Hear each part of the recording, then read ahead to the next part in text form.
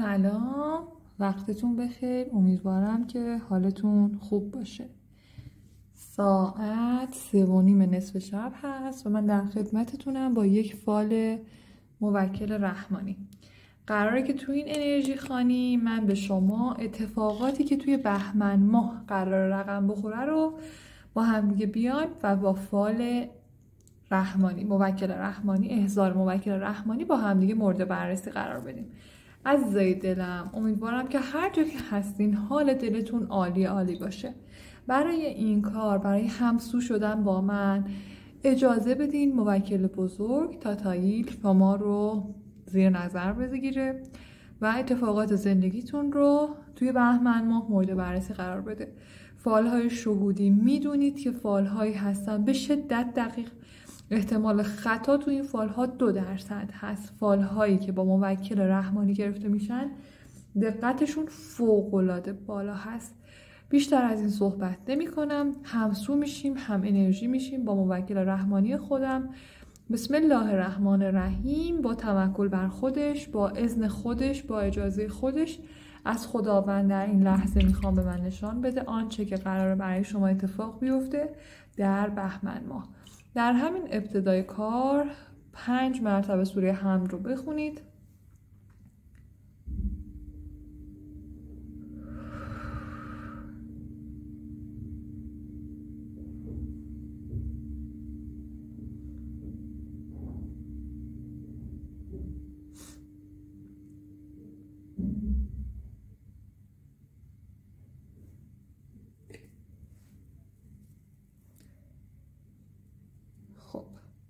چشماتون رو ببندید،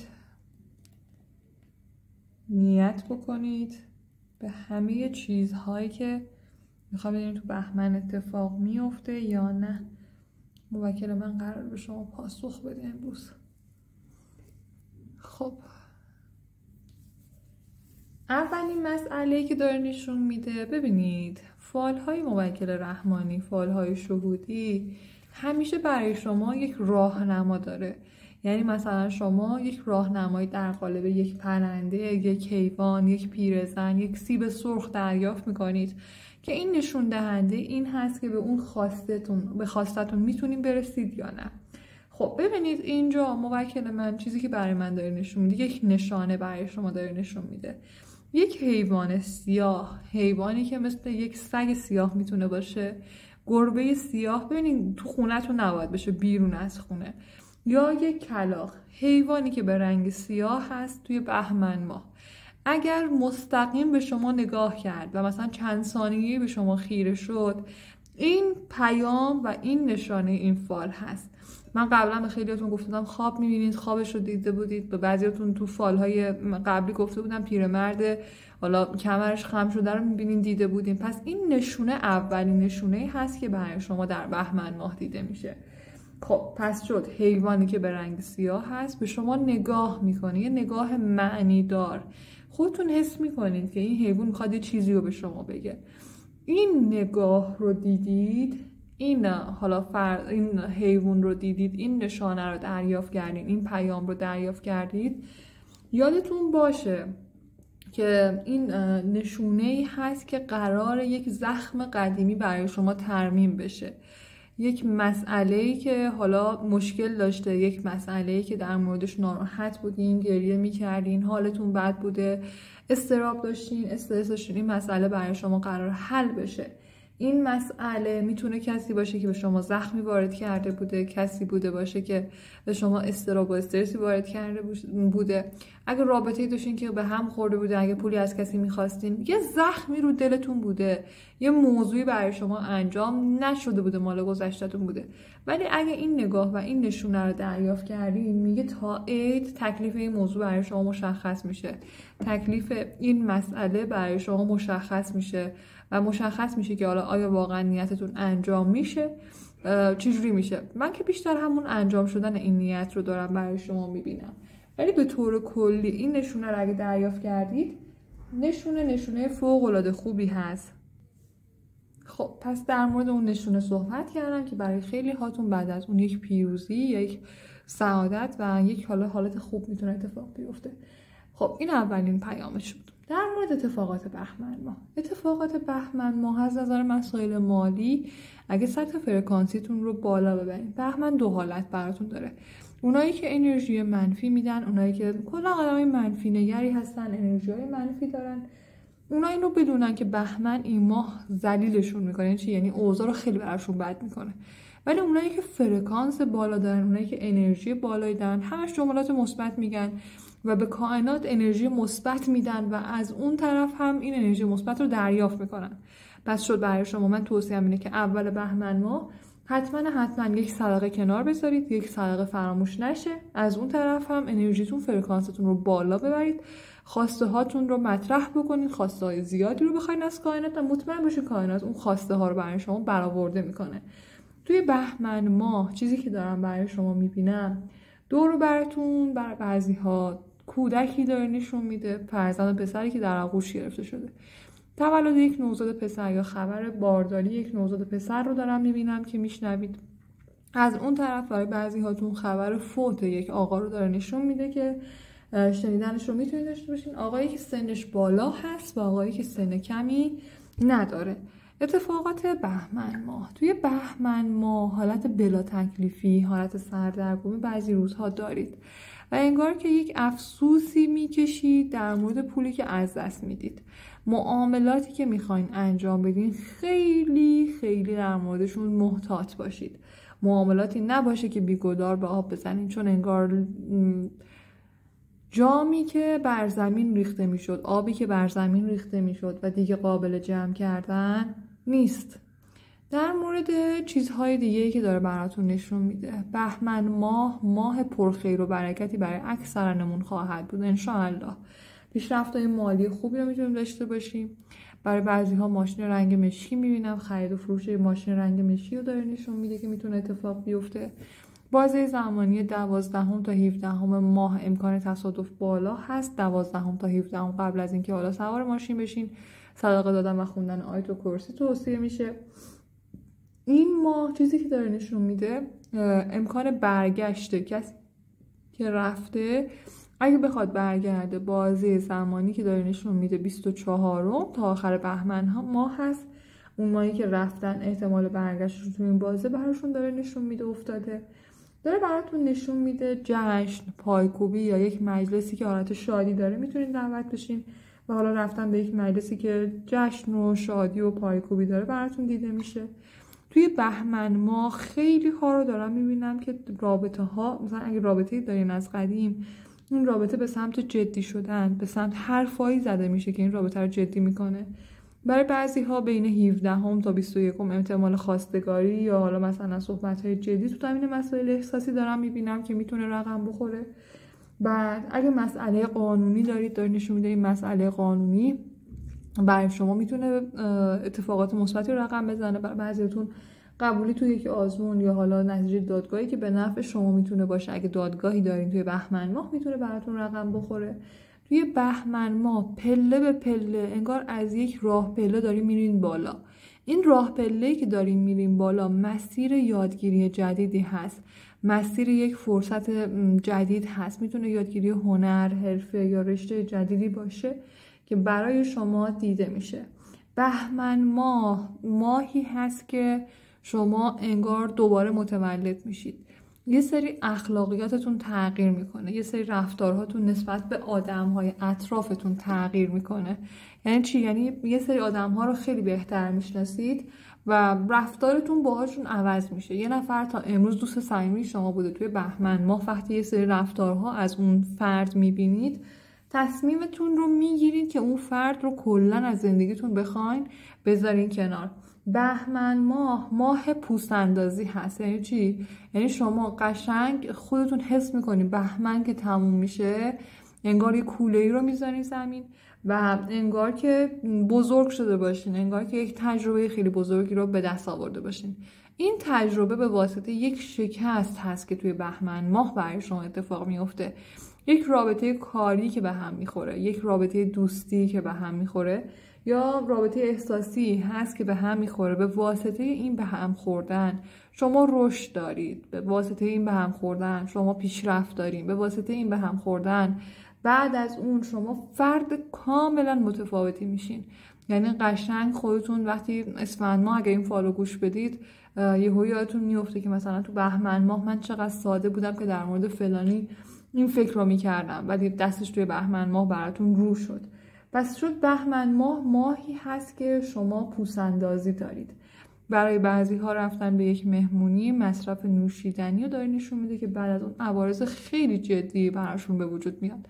خیلی مواظب باشین تو مهمونی هایی که میرید. برای بعضیا واقعا میدیدم که حالشون بعد از اون دچار انگار زمینگیر میشدن، بیمار میشدن. پس این قضیه رو خیلی خیلی مواظب باشید.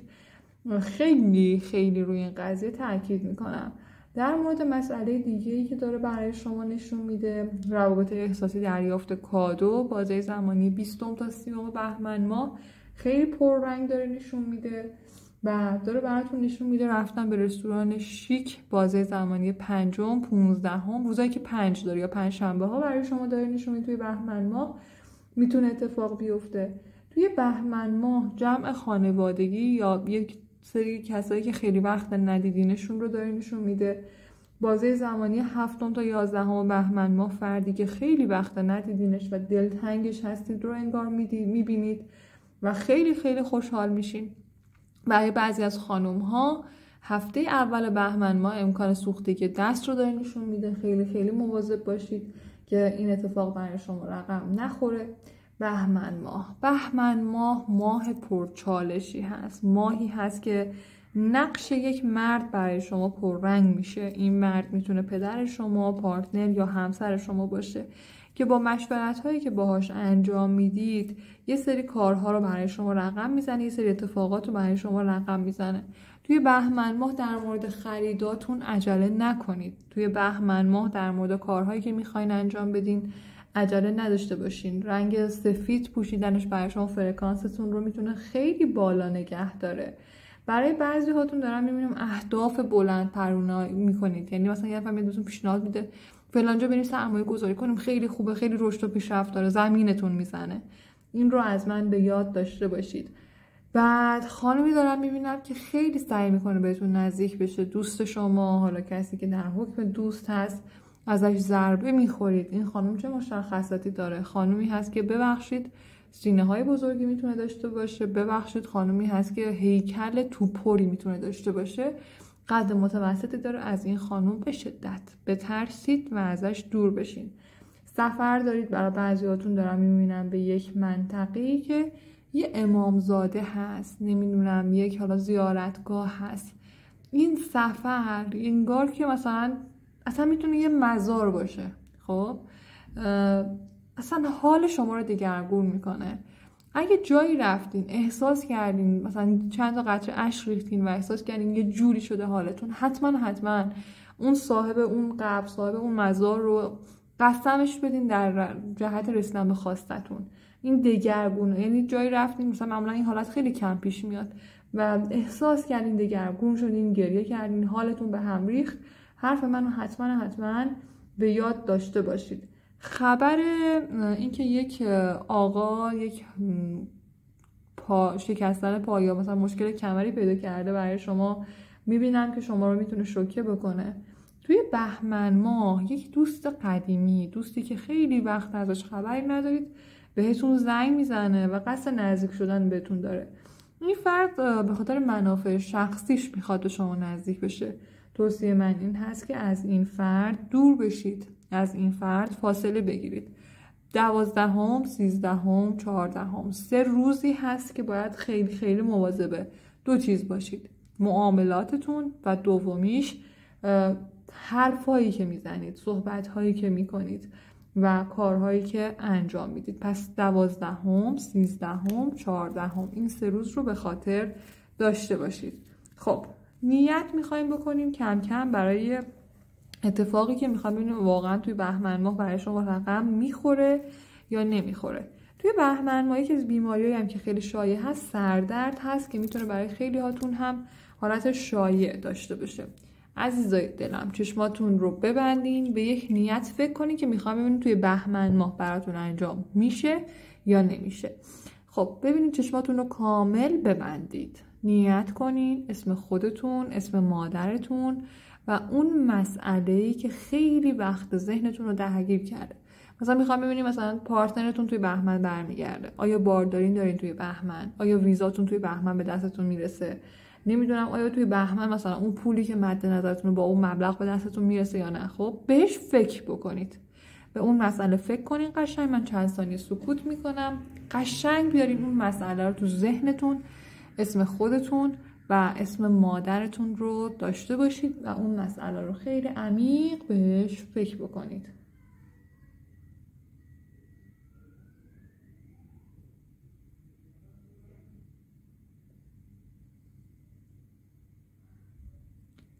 چشماتون رو ببندین، نفس عمیق، 3 نفس عمیق پشت هم بکشید، قشنگ به اون مسئله فکر بکنید.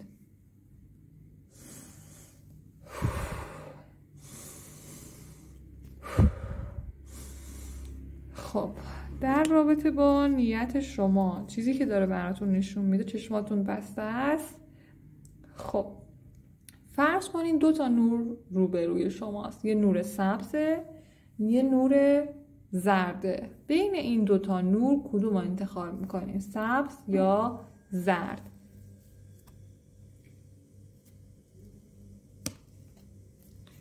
خب اونایی که نور سبز رو انتخاب کردن، به واسطه نیتی که کردید یه سری جابجایی هایی میتونه اتفاق بیفته. اگه نیتتون کاری مالی، جابجایی کاری و مالی میتونین داشته باشین.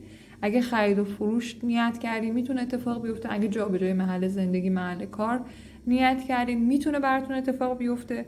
به طور کلی این نیت رو برای شما مثبت داره نشون میده. اگر هم بخواد انجام بشه، انجام شدنش رو آخرای بهمن، بازه زمانی 25 تا 30 بهمن ماه دارم میبینم که میتونه این نیت، این خواسته که تو ذهنتون هست، اونایی که سبز رو انتخاب کردن برشون اتفاق بیفته. اونایی که آبی رو نیت کردن، در مورد شما باید بگم که نقش یه مرد رو خیلی تاثیرگذار میبینم. حالا میدونه مردی باشه که کمک کننده است، مردی باشه که هدایتتون میکنه، مردی باشه که راهنماییتون میکنه. به هر حال یه مردی که خیلی هدایت کننده و راهنمایی کننده است، نقشش رو توی بهمن ماه برای شما تو این نیتی که فکر کردین بهش دارم براتون میبینم و داره براتون نشون میده به واسطه کمک یک مرد این نیت برای شما، اونایی که زرد رو انتخاب کردن، میتونه انجام بشه. یعنی انجام شدن یک نیت رو برای شما در بهمن ماه دارم میبینم که انجام میشه. خب چه بازه زمانی؟ برای شما بازه زمانی 10 تا 17 بهمن ماه. یعنی اون نیتی که فکر کردین اگه 17 شد 18 و رد کردیم دیگه اتفاق نمیفته. ولی اگر هم زمانی بخواد اتفاق بیفته که انرژیش رو هم خیلی پررنگ داره نشون میده، بین 10 تا 17 بهمن ماه هست. خب در مورد توصیه هایی که به شما میتونه توی بهمن ماه بشه، انرژی آب خیلی برای شما میتونه شفا بخش باشه. دوباره تاکید میکنم از معاملاتی که مطمئن نیستین خودداری بکنین، انجام ندید. یکی از انرژی های منفی که میتونه اطرافتون تشکیل بشه و شکل بگیره، مردی که اول اسمش حرف میم داره، اسم مذهبی یا محمد نام یا همچین اسمی داره، چشم نظرش رو شما میتونه بیفته. از خودتون تعریف نکنید، چیزی که دارید رو بیان نکنید، چون چشم نظری رو شما میفته. چشم نظر رو شما بیفته به شکل کمر درد، پهلو درد خواهد بود. بلافاصله بعد از اون که این حالت رو دیدید حتما تخم‌مرغ بشکنید، شکستن تخم‌مرغ فراموش نشه.